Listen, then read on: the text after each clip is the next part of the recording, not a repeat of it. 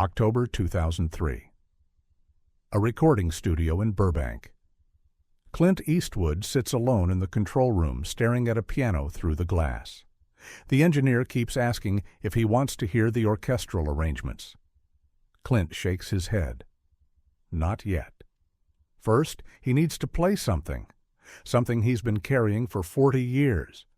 What happens in the next 90 minutes will redefine how Hollywood thinks about film music. And it starts with silence. To understand this moment, you need to understand something most people don't know about Clint Eastwood. He's a jazz pianist, has been since he was a teenager in Oakland, playing smoky clubs where nobody cared about his name, only whether he could keep time. He learned something in those clubs that changed everything.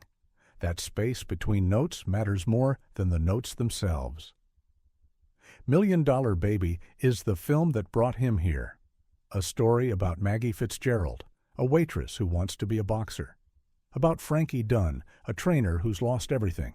About redemption and sacrifice and the unbearable weight of doing the right thing when the right thing destroys you.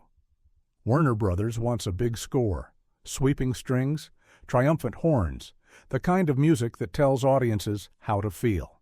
They've sent Clint a dozen temp tracks, Hans Zimmer-style compositions. Epic, emotional, safe. Clint hasn't listened to any of them. His longtime composer, Lenny Niehaus, sits in the corner of the control room. He's worked with Clint for 20 years, scored 15 films together. He knows when Clint is struggling with something. And right now, Clint is struggling. "What's wrong?" Lenny asks. Clint doesn't answer immediately. He's watching the piano through the glass like it's a problem he needs to solve. Finally, he speaks. "They want me to manipulate the audience." Lenny waits. He knows there's more coming. "Every temp track they sent me," Clint continues, "it's trying to tell people how to feel. Sad music for sad scenes, uplifting music for victories. It's dishonest. It's treating the audience like children who need to be guided through their own emotions." What do you want instead? The truth. Clint stands up. "I want music that respects the audience, music that gives them space to feel what they feel, not what we tell them to feel." Lenny considers this. That's a risk. If you don't guide them emotionally, some people will disconnect. They'll miss the point. Then they miss the point. Clint's voice is firm. "I'm not making films for people who need their hands held. I'm making films for people who trust themselves." He walks into the recording room, sits at the piano, places his hands on the keys, and waits. The engineer starts to press record, but Clint shakes his head. Not yet. He needs to remember something first. 1955. Oakland, California. Clint is 25 years old, playing piano at a club called the Sail Inn. It's 3 a.m. The crowd has thinned. Just a few regulars nursing drinks, half listening. Clint plays a slow blues progression. Nothing fancy. Just simple chords, lots of space between them. An old man at the bar, a veteran from World War II, starts crying. Not sobbing. Just silent tears running down his face. Clint keeps playing, doesn't acknowledge it, just gives the man space to feel whatever he's feeling. After the set, the man approaches. Thanks Clint, doesn't explain why, doesn't need to. Clint understands. The music didn't tell the man what to feel, it just made room for what was already there. That's what Clint's been chasing ever since. Music that creates space instead of filling it. Back in the studio, Clint plays a single note, holds it, lets it decay naturally. Then another note, then silence, then another. It's not a melody, it's a thought process. A question without an answer. The sound of someone trying to make sense of something that doesn't make sense. The engineer looks confused. Should he be recording this? Lenny nods. Record everything. Clint plays for 20 minutes, never more than 5 or 6 notes at a time, never pushing, never trying to create emotion, just creating space. The pieces are fragments, incomplete thoughts, which is exactly what Frankie Dunn's mind sounds like. A man haunted by a daughter who won't speak to him, a man terrified of caring about someone because everyone he's ever cared about has left. When Clint finishes, he stands up, walks back to the control room. "That's the score," he says. Lenny plays back the recording. It's sparse, haunting, uncomfortably quiet. There are long stretches where nothing happens at all. It's not traditional film music, it's jazz philosophy applied to cinema. The belief that what you don't play matters as much as what you do. "The studio executives will hate this," Lenny says. "It's not a warning, just a fact." "I know, but it's right. This story doesn't need a big score. It needs space for people to breathe, space to process, space to sit with their own feelings." What about the fight scenes? Don't we need energy there? We have the sound of gloves hitting flesh. We have the crowd. We have breathing. That's all the energy we need. Adding music would be dishonest, would make it exciting when it should be brutal. This approach isn't new for Clint. He's been refining it for decades. In Unforgiven, the score was deliberately minimal, long stretches of silence.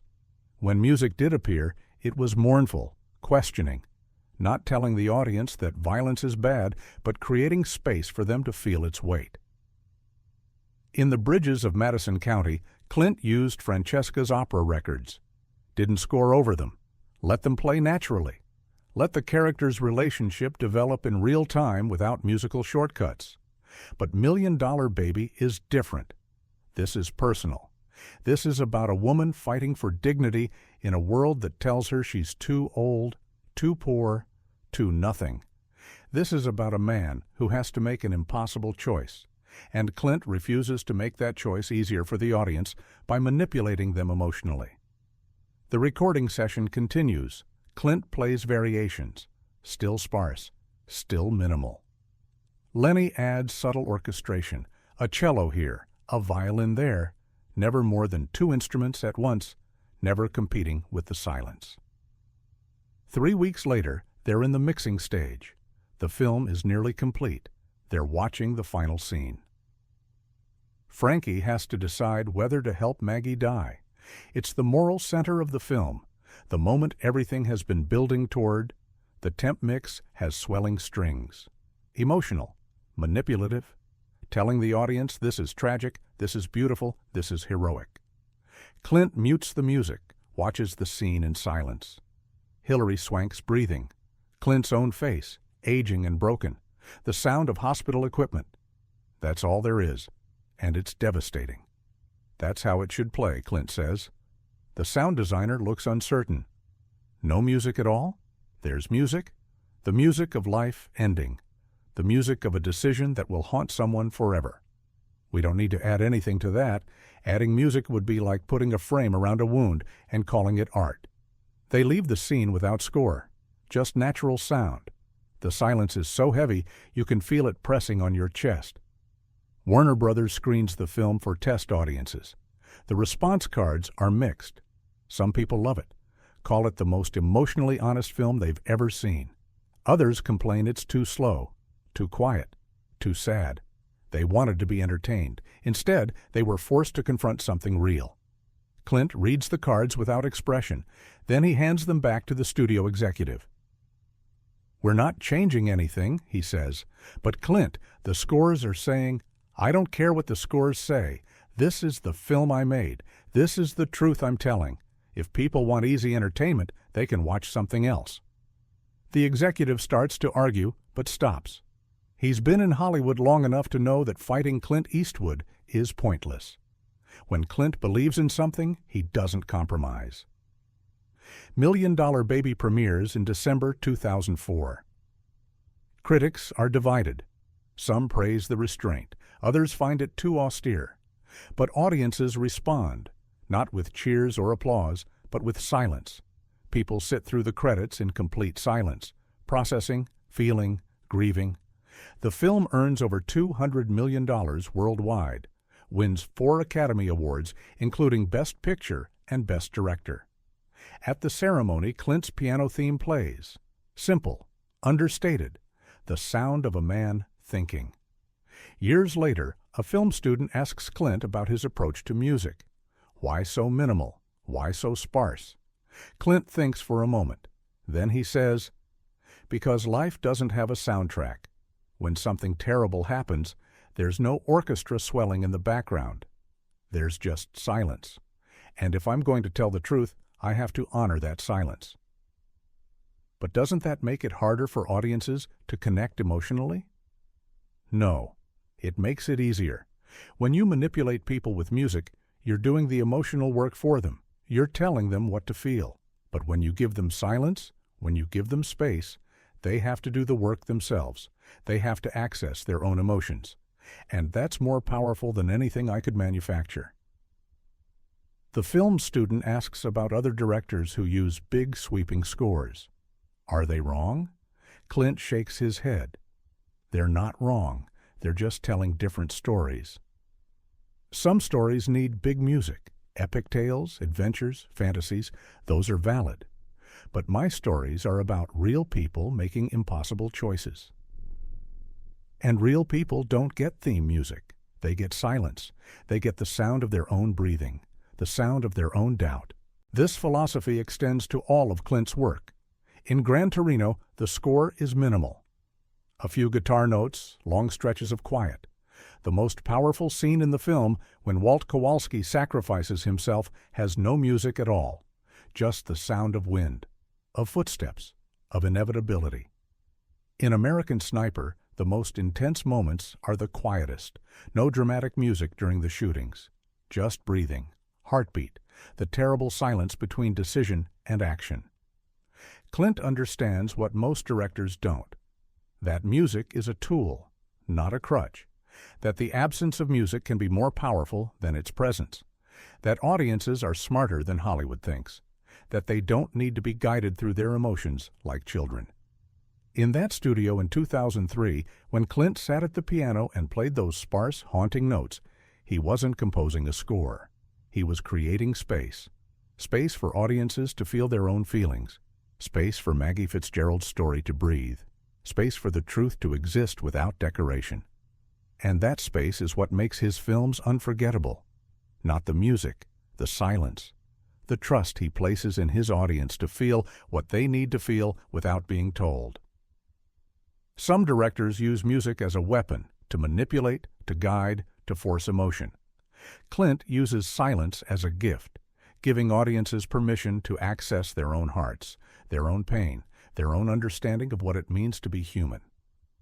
That's the legacy of Clint Eastwood's soundtrack selections, not what he included, but what he left out. The notes he didn't play, the emotions he didn't manufacture, the space he created for truth to exist in its rawest, most honest form. On that October day in 2003, Clint Eastwood could have given Warner Brothers what they wanted. A big emotional score. Something safe. Something that would guarantee box office success. But he didn't. Because Clint Eastwood has never been interested in what's safe. Only what's true. And the truth is quiet. The truth is sparse. The truth is the sound of your own breathing in a dark theater, feeling something real for the first time in years and not being told how to feel about it. That's who Clint Eastwood is. Not the man who fills the silence, but the man who protects it. Who understands that sometimes the most powerful sound in cinema is no sound at all. Just space, just truth. Just the courage to let audiences feel what they feel without guidance, without manipulation, without fear. In a film industry built on spectacle and emotional manipulation, Clint Eastwood stands alone. A jazz pianist who learned that the space between notes is where the real music lives. A director who trusts his audience more than his own ability to manipulate them. A storyteller who believes that silence is not empty, but full of everything we're brave enough to feel. And that's why his films endure. Not because of what they say, but because of what they don't say. The silence they protect, the space they create, the trust they offer. That's the sound of Clint Eastwood. Quiet, confident. True. If this story resonated with you, if you felt something in the silence, consider subscribing. Not because I need you to, but because stories like this deserve to be heard, or rather, felt in the space between words.